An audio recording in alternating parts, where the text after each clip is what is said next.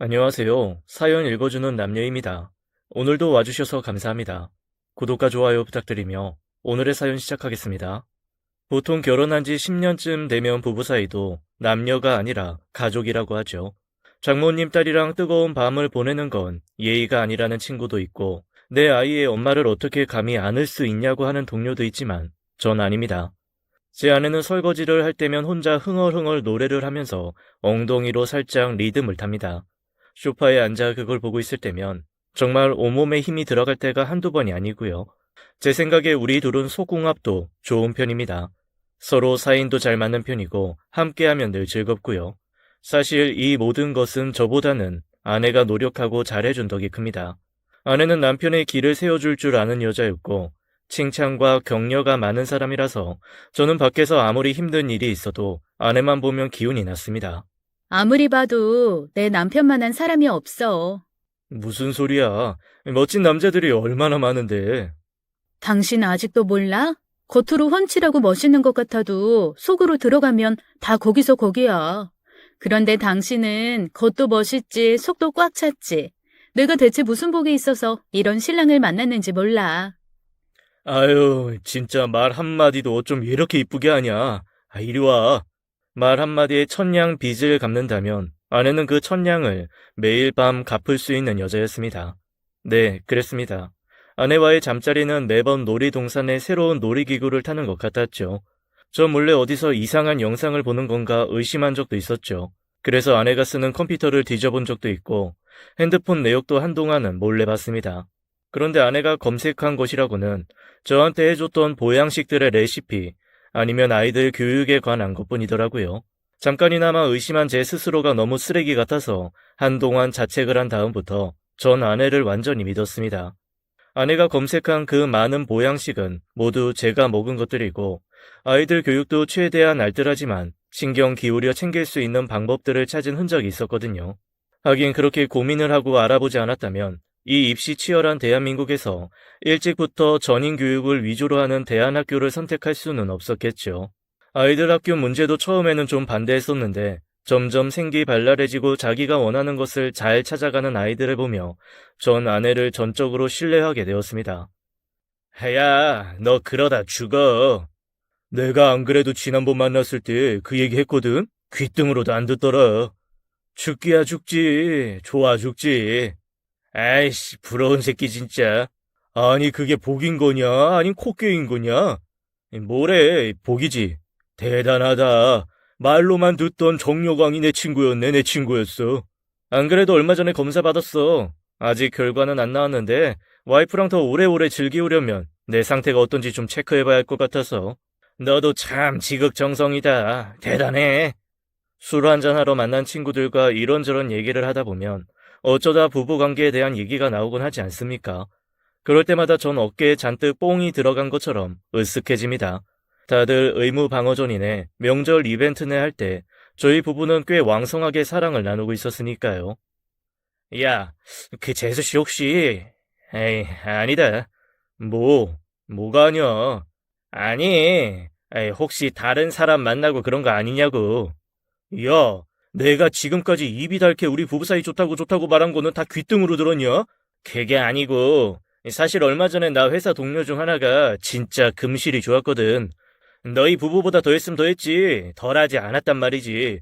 그 와이프도 우리 회사 다른 부서 사람이었고, 둘이 얼마나 회사 안에서도 꿀이 떨어지는지, 그래서 별명이 청기 커플이었다고, 천연기념물.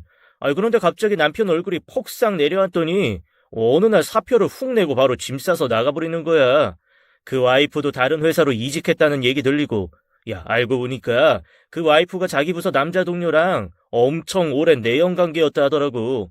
와이프 야근하는 거 데리러 갔다가 둘이 탕비실에서 부비는 거 발견하고 그 자리에서 다 때려부시고 바로 다음날 사직 의사 밝혔대. 와, 그 회사 동료도 대단하다. 아니 어떻게 코앞에 있는 걸 못 알아챘대? 얘가 뭘 모르네. 원래 코앞에 있어야 모르는 거야. 얼마 전에 신문 못 봤어? 바람 피는 남자가 바로 아파트 옆 동에 내연녀 집 얻어주고 한 동네에서 왔다 갔다 한 거. 원래 분류는 코앞에서 대놓고 해야 너무 당당해서 의심을 못 한다니까. 야, 그래도 그런 걸로 재수씨 엮는 건 좀 오버다.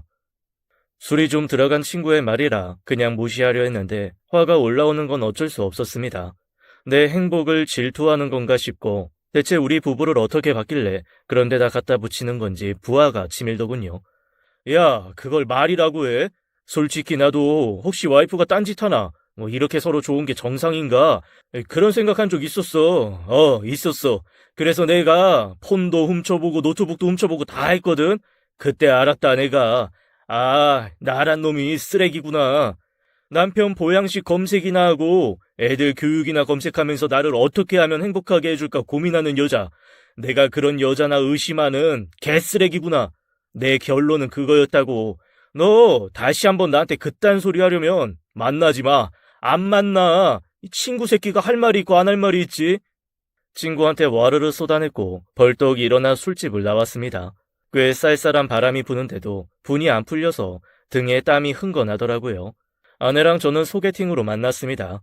새침하고 쌀쌀 맞은 것 같은 첫인상은 잠깐, 같이 밥 먹으러 간 집에서 김치를 먼저 쭉쭉 찢어놓고 깻잎은 한 장 한 장 미리 떼어놓더라고요. 아, 이러면 먹기 편하니까요. 그때 사실 전 아내에게 반했습니다. 이런 배려가 몸에 배어있는 사람이라면 한번 사귀어보고 같이 살아봐도 좋겠다는 생각이 훅 들었거든요. 그렇게 연애를 하면서 저는 매일 제 생각이 옳았다는 확신을 가질 수 있었고요. 아내는 저한테 참 잘하고 애교스러운 사람이었으며 뜨거운 여자였거든요. 첫 여자고 첫 연애였지만 저는 아내와 결혼한 것 자체가 제 인생 최고의 하이라이트라고 생각했습니다. 친구들도 저 같은 놈한테 과분하다고 만날 그러더니 질투가 쌓였는지 쓸데없는 소리들을 하기 시작한 거고요. 에휴, 망한 것들. 할 소리가 있고 하지 말아야 할 소리가 있지 진짜. 그때였습니다. 형! 남동생이었습니다. 저랑 4살 차이가 나는 남동생은 늘 소심하게 인생을 살아온 저와 달리 몹시 자유로운 영혼의 녀석입니다.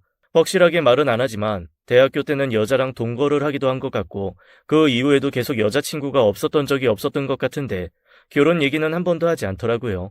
가끔 자기는 애도 싫고 어디 매이는 것도 싫어서 연애만 하지 결혼은 안 할 거라 하기도 했고요. 부모님도 어느 정도 포기하신 상태라 그냥 본인이 하고 싶은 거 신나게 하면서 살고 있습니다. 나이보다 10년은 젊게 살아서인지 제 두 아들도 저보다는 삼촌이랑 노는 걸 훨씬 좋아합니다. 애들 마음도 잘 알고 요즘 유행하는 것도 거의 받아들이는지라 아이들과 게임이면 게임, 놀이면 놀이, 유행어면 유행어 안 통하는 게 없거든요. 늘 피곤해서 아이들과 놀아주는 게 버거운 저로서는 조카 사랑 유난한 동생이 그저 고맙기만 했죠. 평소 저희 집에 자주 오기는 했지만 그래도 녀석이 사는 동네와 저희 집 사이는 꽤 거리가 있습니다. 그래서 그 시간에 동생을 만날 거라고는 생각을 못했죠. 동생은 한 손에 맥주 2캔과 가벼운 안주를 들고 있었습니다. 야, 네가 이 동네 웬일이야? 아니, 근처에 약속이 있어서. 뭔가 살짝 애매하게 얼버무리는 게 뭔가 있어 보입니다. 아닌데? 뭐 있는데? 혹시 만나는 여자 이 동네 여자야? 그 사람 만나러 가는 길이었어? 술 한잔 하려고? 집에서? 뭐래. 그런 여자 없어. 사실 형 집에 있으면 전화해보고 같이 한잔하고 뭐 아님 그냥 집에 들고 가려고 했지. 좋지. 안 그래도 술자리 끝이 기분 더러웠는데 동생이랑 간만에 짱. 잠깐만, 네 형수한테 전화 좀 하고. 여보. 나 지금 요 앞에서. 언제나 그렇듯 아내는 늦은 밤 동생과 함께 집에 가서 술자리를 하겠다고 해도 실은 내색 하나 없이 반겨주었습니다. 이런 천사 같은 사람을 두고 나쁜 놈. 저는 속으로 또 친구 욕을 왕창 해대면서 동생과 함께 집으로 들어갔죠. 서방님 오셨어요? 아니, 이 늦은 시간에 왜 집에 안 가시고? 그냥 형이랑 한잔하고 싶어서요. 형수님도 같이 하실래요? 아니요, 저 내일 애들 기숙사에서 오잖아요. 맞이할 준비하느라 하루 종일 너무 힘들었어요. 오늘은 형제들끼리 오붓하게 드세요. 우리 똥강아지들 오늘 주말이네. 그럼 오늘 우리 부부 행복한 시간을 보냈어야 하는데 이 불청객이 와버렸네. 당신 취했어요? 왜 이상한 소리를 하고 그래? 향이 전작이 좀 있었어요. 사실 친구들이랑 마신 술이 적지 않았고 화를 내면서 뭔가 훅 술이 올라온 데다 동생과 걸어오면서 한 캔을 나눠 마신 게 화근이었습니다. 도저히 정신을 차리고 있을 수가 없더라고요. 아내가 왜 이상한 소리를 하냐고 한 것까지는 기억이 나는데 그 다음은 그냥 모든 것이 까매졌습니다. 그리고 제가 정신을 차렸을 때는 걱정스러운 얼굴로 절 깨우며 아내가 꿀물을 들고 서 있더라고요.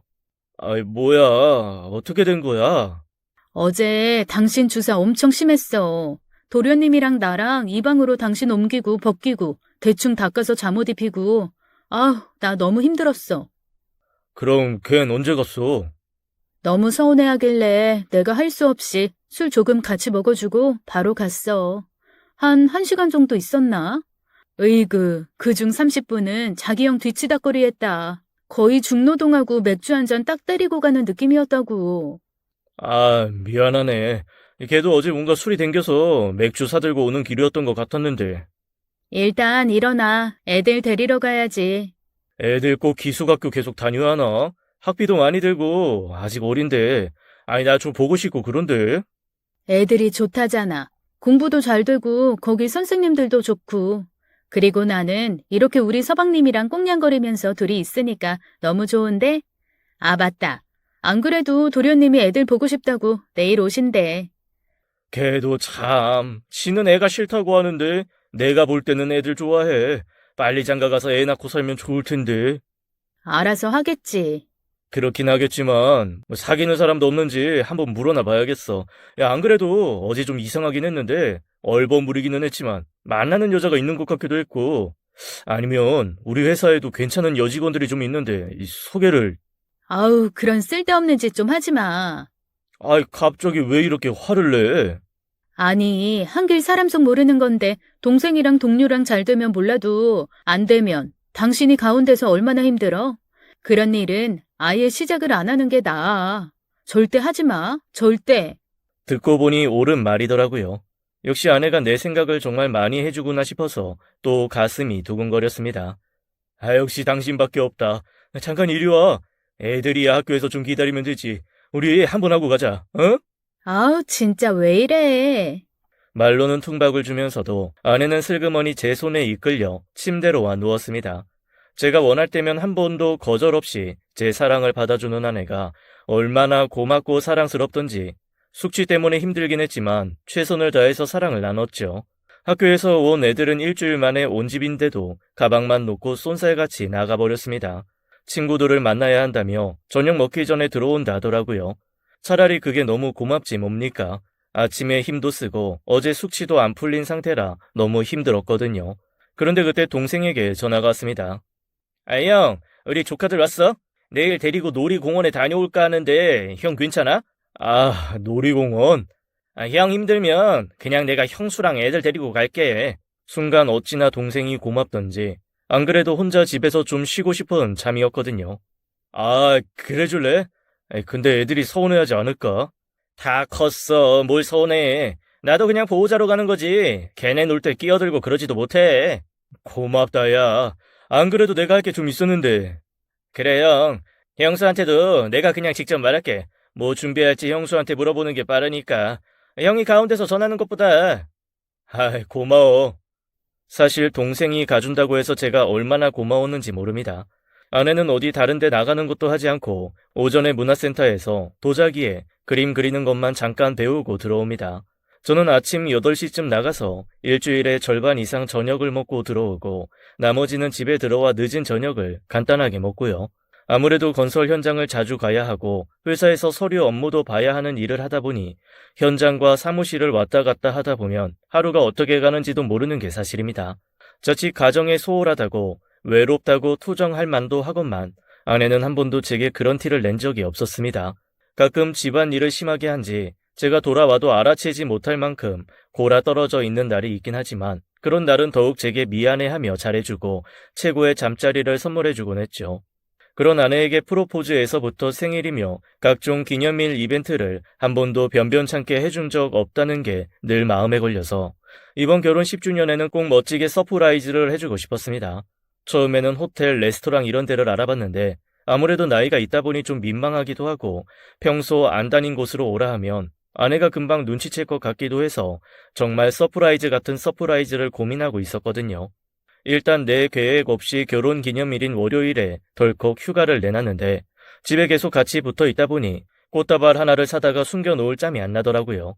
그런데 그 전날 하루 종일 남동생이 아내도 데리고 나가고 애들도 데리고 나가주면 준비할 시간이 충분해지니 저로서는 더할 나위 없이 반가운 제안이었죠.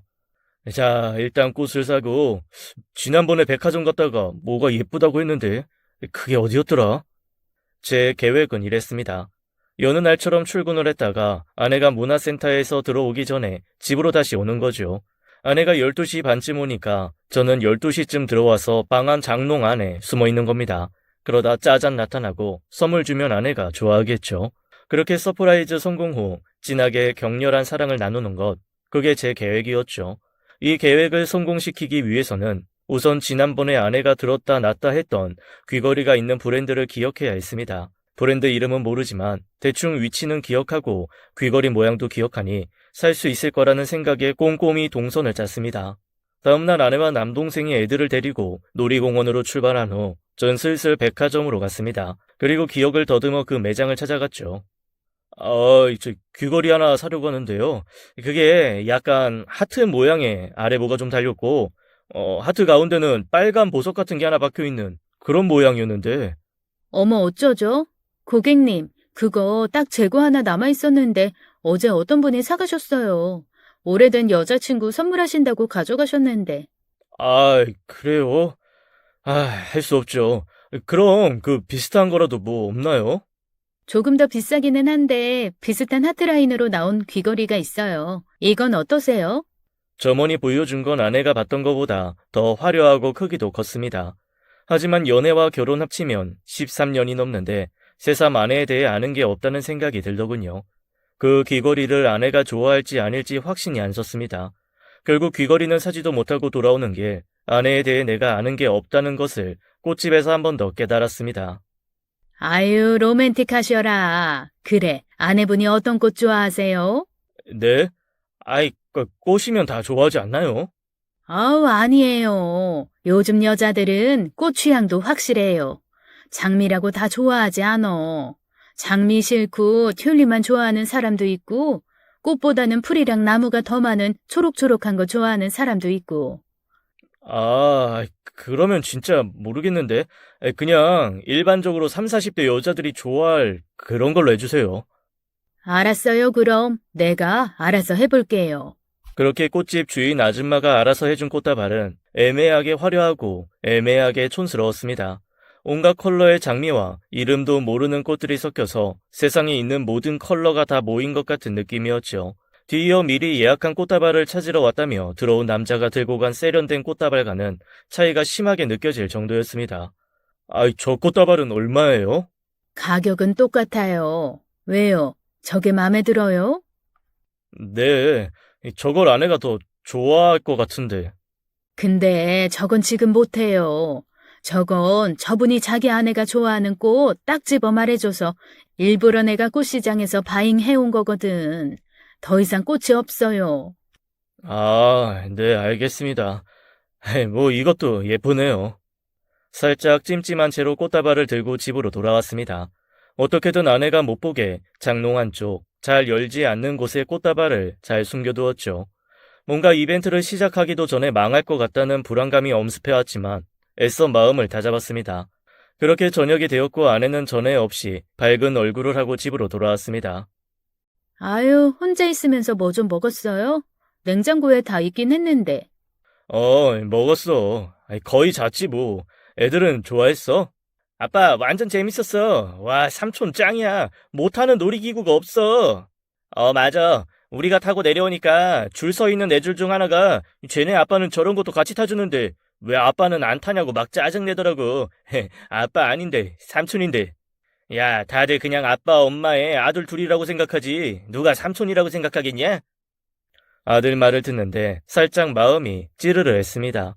극한 이벤트고 뭐고 그래도 아빠인 내가 갔어야 했나 하는 생각이 들었죠. 그때 차를 대고 마지막으로 동생이 올라왔습니다. 형, 멀쩡하네. 덕분에 좀 살아났다. 애들하고 잘 놀았다며. 고맙다, 야. 피곤할 텐데 가서 쉬어 어서. 놀고 왔는데 뭐가 피곤해. 형수가 맛있는 저녁 해준댔어.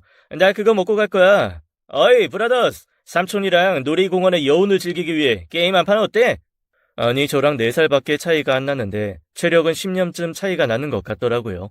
제 아내도 그렇고 동생도 그렇고 지친 기색이 하나도 없었습니다. 아내는 방에서 옷을 갈아입고 나와 부지런히 저녁을 준비하기 시작했습니다. 거실에서 남동생은 아이들과 신나게 게임을 하며 놀고 있었고요. 어쩐지 부엌에 가서 아내 일을 돕기도 애매하고 동생과 애들 사이에 끼기도 좀 그래서 놀이동산에서 놀고 온 짐이나 정리하자 싶었습니다. 이거 다 빨래로 넣으면 되지. 이쪽 가방은 설거지고. 그때였습니다. 들어 올린 동생 옷에서 뭔가 뚝 떨어지더라고요. 오늘 제가 백화점에 가서 귀걸이를 보고 온 그 브랜드의 작은 쇼핑백이었습니다. 야, 너 이거 뭐냐? 게임을 하던 동생이 사색이 되어 뛰어와 제게서 그 쇼핑백을 낚아채더라고요. 아이, 왜 남의 짐을 뒤져? 너 솔직히 말해. 진짜 만나는 여자 있지? 이거 여자들 액세서리 브랜드잖아. 아, 이 형이 그걸 어떻게 알아? 브랜드라고는 철근 회사, 벽돌 회사 브랜드만 아는 사람이 다 알지 왜 몰라. 근데 너는 이걸 왜 가지고 있어? 어? 아이, 진짜. 어제 동료 하나가 애인한테 서프라이즈 해주려고 하는데 그 애인이 같은 회사거든. 선물을 사서 숨길 데가 없다는 거야. 그래서 나보고 잠깐 가지고 있어달라고 맡겼는데 주머니에 넣고 잊고 있었어. 내 동료한테 전해줄 거야. 아, 그래. 그렇지. 서프라이즈는 도움이 필요하지. 걔라니까 이상한 생각하지 마시고, 가서 형수 그릇이나 날라줘. 혼자 애쓰고 있잖아. 아, 그래. 동생은 후다닥 액세서리 쇼핑백을 다시 주머니에 넣었습니다. 그리고는 아무렇지도 않게 저녁 잘 먹고 저랑 수다도 좀 떨다가 집으로 갔죠. 애들이 얼마나 삼촌한테 매달리는지 새삼 고맙기도 하고 나한테는 저렇게 안 왔는데 싶어 조금 서운하기도 하고 그러더라고요. 다음날 저는 평소처럼 아침밥 잘 먹고 출근을 했습니다. 애들은 새벽같이 학교로 가고 아내는 출근하는 절 안으며 이러더라고요. 오늘 우리 10주년인 거 알지? 이따 저녁 때 봐. 내가 자기 비행기 안 타고도 홍콩 갈 수 있게 준비할 거니까. 그리고는 정말 깊고 아찔한 키스를 해주더라고요. 와, 이벤트고 뭐고 나 오늘 휴가 냈다. 그러니까 그 홍콩 지금부터 가자. 그러고 싶은 걸 정말 꾹 참았습니다. 최대한 칼퇴근을 하겠다고 약속을 하고 집을 나섰습니다. 집에서 좀 떨어진 카페에서 여유롭게 커피를 마시며 얼른 아내가 집을 비울 시간만 기다렸죠. 일각이 여삼추라고 했나요? 정말 시간이 안 가더라고요. 시계를 봐도 1분이 그렇게 긴 줄 처음 알았습니다. 애꿎은 커피만 3잔을 연달아 마신 후 간신히 아내가 돌아올 시간 언저리가 되어 집으로 향했습니다. 혹시나 아내가 집에 있을까 싶어 아주 조용히 대문을 열었습니다. 어렸을 때 애들이 문소리에 깰까봐 저희 집 자물쇠와 키패드는 다 소리가 가장 작은 것이나 무음으로 해놓았거든요. 살그머니 열고 들어가서 일단 신발을 들고 안방으로 향했죠. 어디 숨을 곳이 없나 싶어서 여기저기 두리번거렸는데 아무리 찾아도 숨을 곳이라고는 장롱밖에 없었습니다. 결국 신발을 장롱 안에 놓고 저도 문을 닫은 채 숨죽여 숨었습니다. 어디선가 부스럭 콩콩 거리는 소리가 들리기만 해도 신경이 곤두서더군요. 이 집이 이렇게 층간소음이 있었나? 어디서 들리는 소리지? 신경이 곤두서니 별게 다 예민해지더군요. 슬슬 손발에 땀이 날 것 같은 그때 찰카닥 대문 소리가 났습니다. 어쩌지? 지금 뛰어나가? 아니지. 방으로 들어오면 나갈까? 혹시 그러면 강도인 줄 알고 너무 놀라려나? 타이밍을 못 잡겠네. 언제 나가야 할지 고민을 하던 순간 갑자기 아내의 목소리가 들렸습니다. 자기야. 나 있는 거 안 거야? 어떻게 안 거지? 대체 아내가 언제부터 어떻게 안 것인지도 모르겠고 내 서프라이즈는 망한 건가 어쩐 건가. 그래서 그냥 이대로 나가야 하는 거 아니면 끝까지 모르는 척 하다가 못 이기는 것처럼 나가서 투정을 부려야 하나 머릿속에 5만 가지 생각이 맴돌던 그때였습니다. 짜잔! 자기야, 우리의 15주년을 축하해! 처음에는 이게 무슨 소리인가 싶었습니다. 몰래 카메라인가? 아니야, 저 목소리는 분명 내 동생인데? 그럼 둘이 짜고 날 놀리나? 머릿속이 너무 복잡해서 저조차도 제 생각에 갈피를 잡히지 않아 그냥 장롱 안에 멍하게 서 있었습니다. 무슨 정신인지 핸드폰은 켜서 저도 모르게 녹음 버튼을 누르고 있더라고요. 아잉, 몰라. 우리 벌써 15년이라니. 무슨 시간이 이렇게 빠르지? 그러니까 연인으로 3년, 형수로 12년. 앞으로도 잘 부탁해, 형수. 저도요, 도련님. 자꾸 도련님이라고 불러버릇해야지. 나도 모르게 불쑥불쑥 자기야 소리 나와서 안 되겠어. 그러게. 애들 앞에서 특히 조심해야 하는데 우리 놀이공원 갔을 때 둘째가 대번에 그러잖아. 엄마는 왜 삼촌한테 자꾸 자기라고 하냐고. 오히려 큰애는 내 말버릇이다 생각하는 것 같은데 작은 애가 더 무서워. 내 새끼라 그런가? 둘 다 아주 눈치가 백단이야. 그나저나 형은 오늘도 야근이야? 아니, 우리 결혼 10주년이잖아. 칼퇴한대.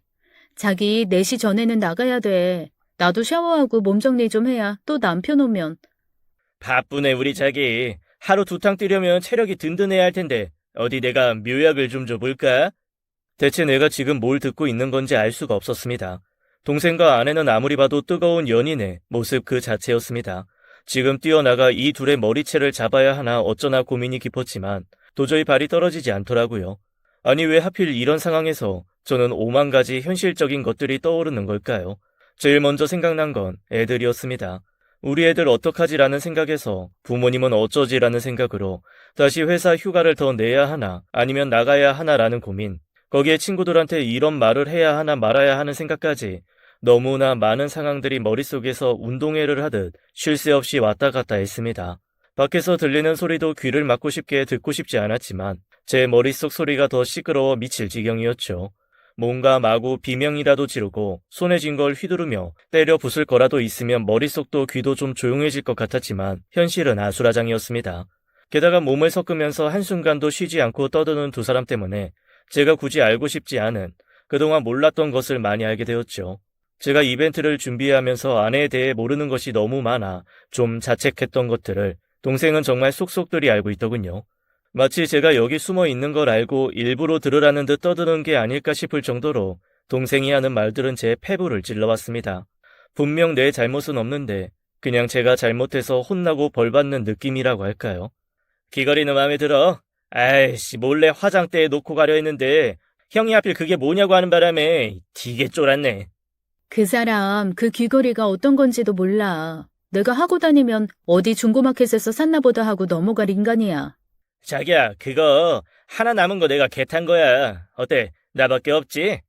말이라고 해? 그러니까 내가 너랑 지금 이러고 있는 거 아니겠어? 사랑해, 도련님. 아으, 그 소리 들으니까 더 흥분된다. 내가 준 꽃다발은 그냥 예뻐서 자기가 샀다고 해. 지금까지 그랬으니까 뭐. 집에 꽃이 있는지 없는지도 몰라 그 사람은. 아는 꽃도 장미밖에 없을걸? 바라지도 않아. 우리 자기가 제일 싫어하는 게 장미향인데, 그치? 자기 그래서 장미향 들어간 핸드크림도 안 쓰잖아. 그니까 난 이상하게 그 냄새가 역해. 난 백합이 좋아. 백합이 몹시 야한 꽃인데 말이야. 이리 와. 백합보다 더 진한 내 향기에 취해봐. 네, 남동생은 제가 모르던 아내의 취향을 속속들이 알고 있더군요. 그제야 그동안 애매했던 것들이 퍼즐 맞춰지듯 연결이 되었습니다.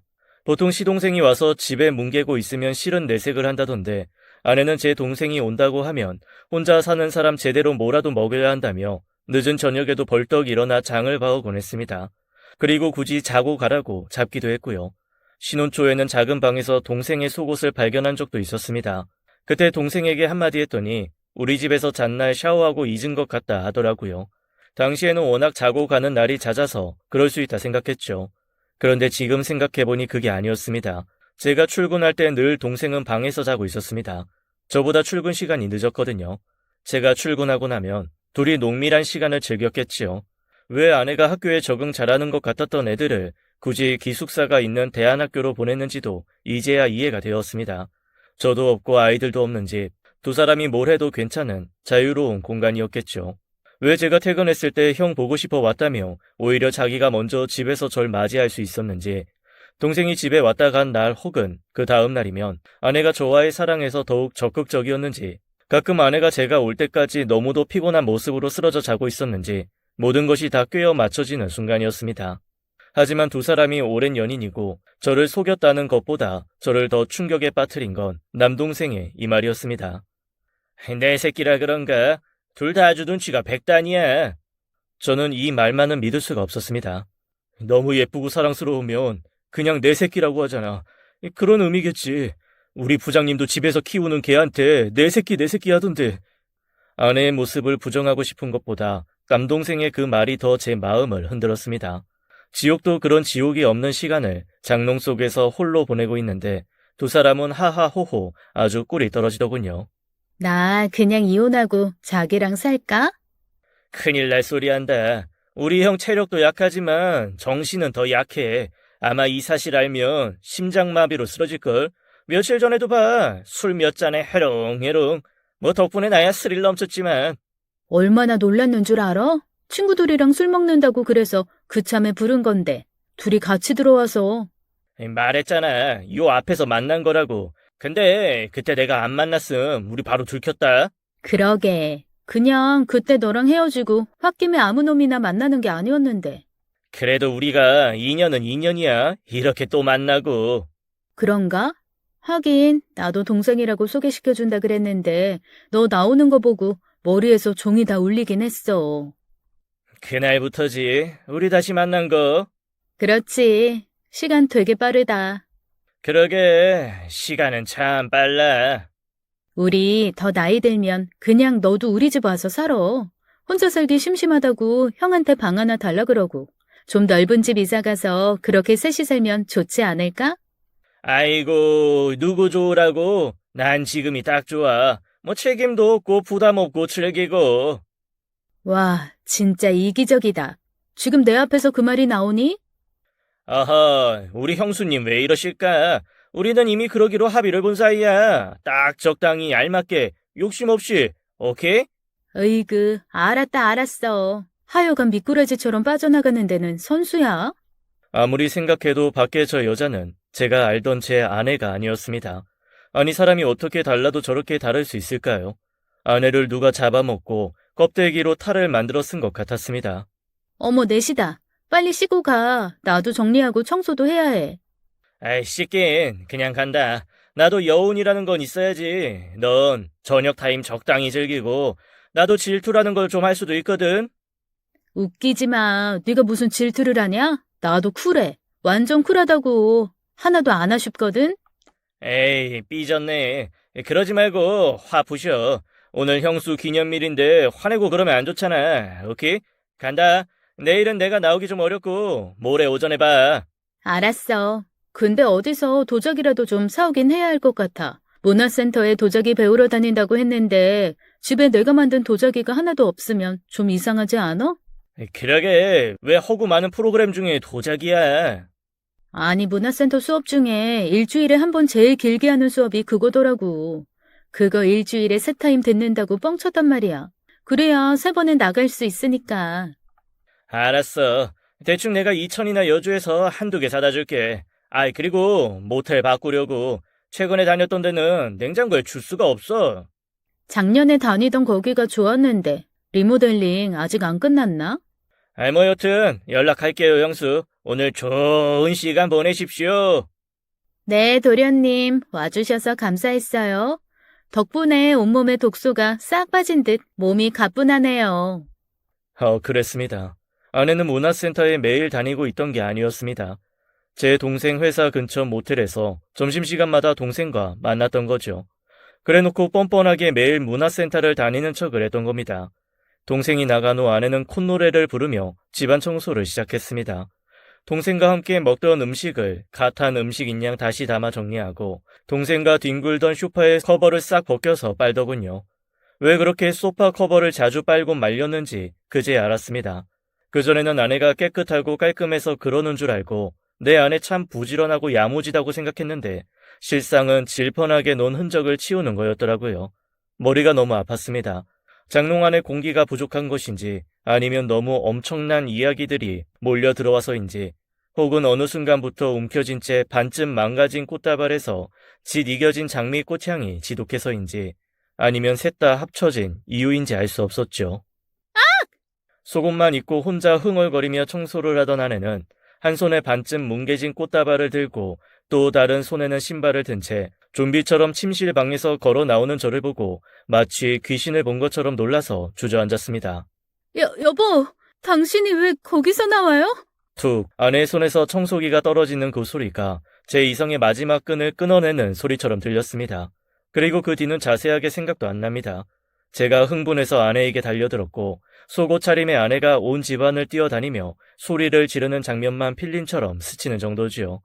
그 와중에도 전 아내에게 손을 대지 못했습니다. 그저 저 몸을 이제 행복하게 만지는 일은 다시는 없겠구나. 나는 이제 저 여자랑 두 번 다시 그 꿈 같은 순간들을 누릴 수 없겠구나 하는 좌절감에 미친놈처럼 아내 뒤만 쫓아다니며 어떻게 네가 그럴 수 있냐고 소리만 질러댔죠. 따지고 보면 네 동생이 먼저거든? 네가 끼어든 거라고, 네가. 계속 도망만 다니던 아내가 이판사판이다 싶었는지 소파에 털썩 앉으며 버럭 소리를 질렀는데 그 소리에 화딱 정신이 들었습니다. 얘기나 들어보자. 대체 어떻게 된 일인지. 그렇게 우리 부부는 기념일에 처음으로 사랑이 아닌 전쟁을 시작했죠. 나 네 동생이랑 3년 만났어. 그중 2년은 동거했고. 그러니까 결혼 후에 나한테 오래 만났던 남자가 있다. 꽤 깊은 관계였다. 라고 말했던 전 남친이 내 동생이라는 거지? 어이가 없었습니다. 저 알고 있었거든요. 결혼 후 얼마 지나지 않아 둘이 술을 마시는데 아내가 갑자기 울더라고요. 사실 자기 결혼 전에 몹시 깊이 연애를 한 남자가 있었다고. 그런데 자꾸 절 보면 자기의 과거가 떠올라 저한테 미안해진다고 말입니다. 아니 세상이 어떤 세상인데 이런 요조숙녀가 다 있나 싶어서 그때는 그런 말을 하는 아내가 순진하고 순수하고 예뻐 보이기만 했습니다. 저희 아내가 저의 모든 처음이었지만 그건 제 입장인 거고 아내에게까지 그걸 요구할 수 없었던 거잖아요. 절 만나기 전에 어떻게 살았건 그건 아내의 인생이니 제가 과거를 가지고 뭐라 하면 안 되는 거고요. 그래서 최대한 쿨하게 아무렇지도 않게 대답을 했었습니다. 요즘 세상이 무슨 그렇게 따지면 나도 전 여친이 한다스야. 우리 과거는 그냥 잊고 지금 우리 둘에게 충실하자. 응? 사랑해. 사실 한다스나 되는 전 여친은 상상 속에나 있는 거였지만 전 그때 아내의 마음을 편하게 해주려고 그렇게 대답했습니다. 그런데 알고 보니 그 전 남친이 제 남동생이었다는 겁니다. 가증스럽고 어이가 없더군요. 어쩌다 싸우게 됐고 헤어지자면서 서로 떨어져 있던 차에 소개팅이 들어온 거야. 홧김에 그냥 소개팅 나갔는데 거기 나온 게 당신이고. 근데 당신 눈에서 막 첫날부터 꿀이 떨어지더라. 어차피 연애할 나이는 아니고 대충 조건 맞으면 결혼이나 해버려야지 하던 차에 만사 적당한 당신이 나타나서 눈에 꿀 장착하고 날 봐주니까 그냥 결혼해버리자 했던 거고. 근데 동생이라고 소개시켜준다 해서 나간 자리에서 다시 만난 거야. 그때 알았어. 내가 진짜 사랑하는 남자는 이 남자구나. 걔도 그랬대. 저 여자 없으면 안 되겠다고. 근데 어떡해. 이미 자기 형이랑 결혼한다고 날짜도 잡았지. 부모님 인사도 다 했지. 그때라도 말했어야지. 어떻게 말해. 애가 뱃속에 있는데. 우리 애들 내 애 맞지? 몰라. 둘째는 진짜 모르겠고 첫째는 반반이야. 그 말에 저도 모르게 저는 옆으로 스르륵 쓰러져 누웠습니다. 숨이 안 쉬어지더라고요. 대체 이걸 어디서부터 어떻게 해야 할지 모르겠다는 생각에 어지러웠습니다.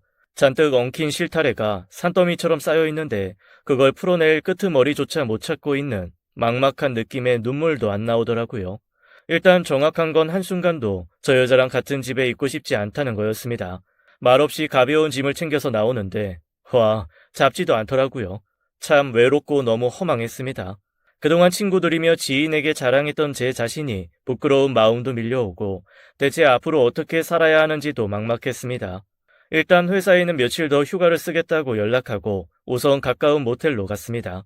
술을 마시면 동생이건 아내건 둘 중 하나는 사달을 낼 것 같아 참고 침대에 누워있는데 글쎄 오만 생각이 다 드는 겁니다. 혹시 이 모텔에서도 만났던 거 아니야?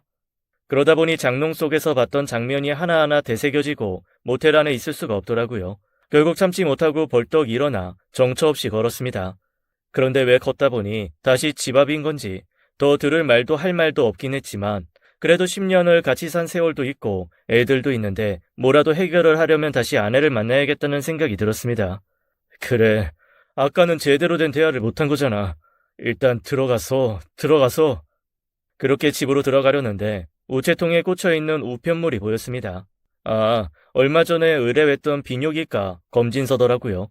지금 와서 그곳의 건강이 무슨 소용이며 정력이 좋고 나쁨이 뭔 상관인가 싶어 찢어버리려다가 그래도 혹시나 싶어 서류를 열어보았습니다. 꽤 큰 돈을 주고 자세한 검사를 했던지라 좀 아깝기도 했고요. 그런데 이게 웬일입니까? 검사지를 보고 전 그 자리에서 꼼짝도 할 수가 없었습니다. 글쎄 제가 무정자증이라네요.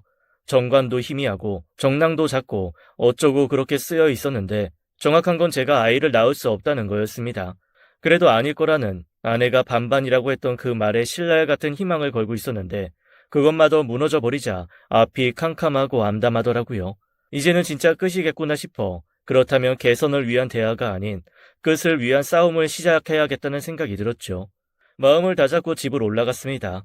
그런데 대문 앞에 섰는데 아, 몰라. 될 대로 되라 그래.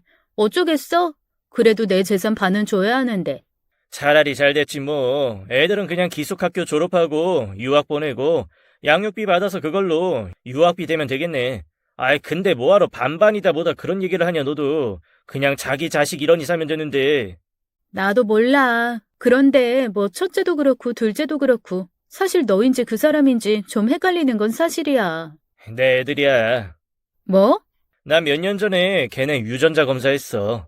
내 애들이라고. 나한테는 왜 말 안 했어? 하면 뭐 달라져. 그러고 말했잖아. 나 애들 책임지는 거 힘들다니까. 너랑 헤어졌던 것도 결혼해서 애 낳고 사는 거 나 그렇게 못 살 것 같다고 헤어진 건데 잊었냐? 하긴 그 인간은 유전자 검사며 뭐며 그런 거 할 배짱도 없어. 나중에 애들은 네 애 맞다. 내가 너랑 할 때는 조심했다. 뭐 그렇게 둘러대면 또 그렇게 믿을 거야. 아직 제 머릿속에서 들린 소리였습니다. 원래는 그렇게 대화 소리가 밖으로 들리는 집은 아닙니다. 하지만 대문에 귀를 바짝 대고 온 신경을 기울이니 모든 소리가 기가 막히게 들리더라고요. 이래서 사람이 극한 상황이 되면 초인적인 능력이 생긴다고 하는 모양입니다. 조용히 심호흡을 하고 가만히 대문을 열었습니다. 제가 들어가자 두 사람은 너무 놀라 꽁꽁 얼어버린 채 저를 보고만 있더군요. 그 와중에도 둘은 끌어안은 채 소파에 앉아 있더군요. 형! 여보! 저는 저벅저벅 신발도 벗지 않고 두 사람에게 다가가 바로 손을 휘둘렀습니다. 태어나서 처음으로 사람에게 손찌검을 한 겁니다. 애들 키울 때 장난으로 꿀밤 때리는 것조차 해본 적 없었는데 두 사람에게는 제 모든 팔 힘과 스윙을 써서 있는 힘껏 뺨을 내리쳤죠. 그리고 바로 동생의 머리채를 잡고 대문 밖으로 내동댕이 쳤습니다. 팬티 바람에 동생이 큰 소리와 함께 복도를 나뒹굴더군요. 그리고 바로 아내의 손목을 잡아 아내도 복도로 밀어버렸습니다. 위아래 속옷만 입은 채였지만 알 게 뭡니까? 제 애들도 아니니 제 아이들의 엄마도 아니고 이제 곧 제 아내도 아닐 테니 그냥 내 집에서 제 동생이랑 더러운 짓을 하던 이상한 여자, 그 이상도 이하도 아니라고 스스로에게 100번쯤 말했습니다. 여보! 쓰러졌던 아내가 다시 대문으로 달려드는 것을 보며 바로 문을 닫아버렸습니다. 이건 아니죠. 문 좀 열어줘요. 말로 해요, 말로. 웅성거리며 아파트 주민들이 나오는 소리가 들렸지만 전 문을 열어주지 않았습니다. 그리고 조용히 폰을 들어서 저희 부모님과 저희 부부, 동생까지 있는 단체 대화방, 처가댁 단체 대화방의 녹음 파일을 전송했습니다. 뭐 나중에 불법 공유 이런 걸로 고소하라면 하라지요. 여기저기 주절주절 설명하는 것도 귀찮고 그냥 상황 다 듣고 본인들이 알아서 판단할 일 아닐까요? 한동안 시끄럽던 바깥이 잠잠해졌습니다. 베란다로 나가 밖을 보니 두 사람이 쏜살같이 단지를 빠져나가고 있더군요. 이웃 중 누가 빌려준 건지 아니면 의류수거함에서 대충 꺼내 입은 건지 잘 맞지도 않는 옷을 걸쳐 입고 짝도 맞지 않는 슬리퍼를 끼워 신고 뛰는 폼이 가관이었습니다. 두 사람이 사라진 후 전 집에 있는 아내 물건을 죄다 쓸어 담아 쓰레기통에 갖다 버렸습니다. 그리고 집 비밀번호를 바꾸고 부모님 집으로 갔죠. 아니나 다를까 어머니는 쓰러져 누워 계시고 아버지는 술을 드시고 계시더라고요. 뒤늦게 확인한 전화에는 처갓집에서는 부재중 통화가 수십 통화 있고요. 그래도 뭐 어쩌겠습니까? 일은 벌어졌고 상황은 이렇게 되었는데 말이죠. 절 붙들고 우는 어머니를 달래고 1년 같았던 하루의 끝, 잠자리에 누웠습니다. 당연히 잠이 오지 않더라고요. 그런데 그때 띠링 문자 알림이 왔습니다. 내 옷이랑 짐 내일 가져갈게. 너무 어이가 없으니까 사람이 오히려 얼음처럼 차가워지더라고요. 그래서 싹 다 버리고 없앴으니 찾고 싶으면 아파트 쓰레기장에 가서 가져가라고 했죠. 내일 새벽에 쓰레기차 오기 전에 챙기라고. 그랬더니 글쎄 무슨 손괴죄, 절도죄 이런 걸로 고소할 거라고 펄펄 뛰더라고요. 그래서 하라고 했죠. 네가 할 수 있는 거 다 하라고. 나도 내가 할 수 있는 거 다 할 거라고 말입니다. 그리고 조용히 제가 녹음해서 양쪽 집에 보냈던 녹음 파일을 보내주었습니다. 거기에 제 무정자증 확인이 되어 있는 검사지도 사진으로 보냈죠. 친자가 아니니 양육비에 의무도 없고 이혼은 당연한 거니까 네가 알아서 키우라고 했습니다. 동생이랑 다시 합치건 말건 그건 네 자유고 일단 우리 집에서 둘째 아들은 없는 셈 칠 거다. 너희 집에서 자꾸 전화 오는 거 내가 받을 이유 없으니 네가 알아서 막아라.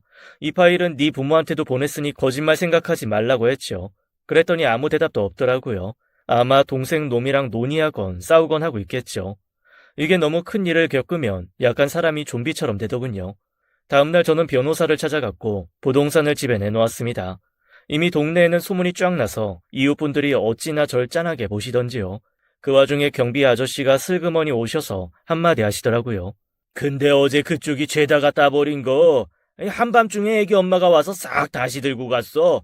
남자도 같이 와서 죽고 있길래 내가 얘따 모르겠다 하고 확 물을 뿌려버렸더니 있는 대로 성을 내면서도 죽어가대. 역시는 역시였던 거죠. 어쩐지 갈기갈기 찢어버리고 싶더라니 아마 긴 싸움이 될 겁니다. 한 푼도 주기 싫지만 어쨌거나 재산도 나눠야 할 거고 마음의 상처도 보듬어야 할 것 같습니다. 그래도 어쩌겠어요. 해야죠. 그 와중에 남동생 놈은 자꾸 연락이 옵니다. 자기가 물러나겠다는 헛소리를 해대길래 답장도 안 하고 무시하다가 왕왕이라는 두 글자만 쳐서 보냈습니다. 그리고 바로 차단했죠. 개소리하지 말라는 저만의 대답이었는데 그놈이 알아들었을지는 모르겠습니다. 하긴 알아들을 놈이면 애초에 그런 짓도 안 했죠. 글쎄 저희 아버지에게 그 이후에 전화를 해서 이러더랍니다. 아빠 돌아가시고 남길 유산 저 미리 좀 주세요. 누구세요? 전 아들이 하나뿐인데요. 이거 보이스피싱인 것 같은데 전화번호 차단하고 신고할 테니 다시 전화하지 마시오. 저도 저희 아버지도 아주 참을성이 깊은 지렁이 타입이거든요. 누가 밟아도 꿈틀 한번 하고 참는 스타일. 하지만 이번에 저는 절대 참지 않을 겁니다. 어떻게든 용이 되어 저 둘에게 불을 뿜어줄 생각이거든요. 딱 하나, 그동안 제 아이들이라 믿어 의심치 않고 사랑과 정을 쏟은 두 아이가 눈에 밟히고 마음에 밟히지만 그건 나중에 생각할 일이겠죠. 우선은 두 사람을 철저하게 응징하는 것, 그게 제 가장 큰 목표입니다. 두고 보라죠. 우선 남동생의 회사 인사팀으로 아주 긴 소장이 하나 날아가게 될 겁니다. 인사팀에서 상간남, 그것도 형수랑 바람나서 형한테 고소당한 놈이라는 걸 알게 되면 소문은 금방 퍼질 테고 지금처럼 고개 빳빳하게 들고 회사 다닐 날은 얼마 안 남았겠죠. 아내가 활동하는 커뮤니티도 지금부터는 제가 나가보려고요. 망신이 비처럼 흘러내려 고개 못 들고 사는 꼴 제가 꼭 봐야겠습니다. 아주 피눈물로 몸에 피가 싹 빠져나가는 경험, 그 두 사람은 진하게 하게 될 겁니다. 이제부터 시작입니다. 지금까지 사연 읽어주는 남녀였습니다. 끝까지 함께 해주신 여러분 감사드리며 저희는 다음 사연으로 돌아올게요. 감사합니다.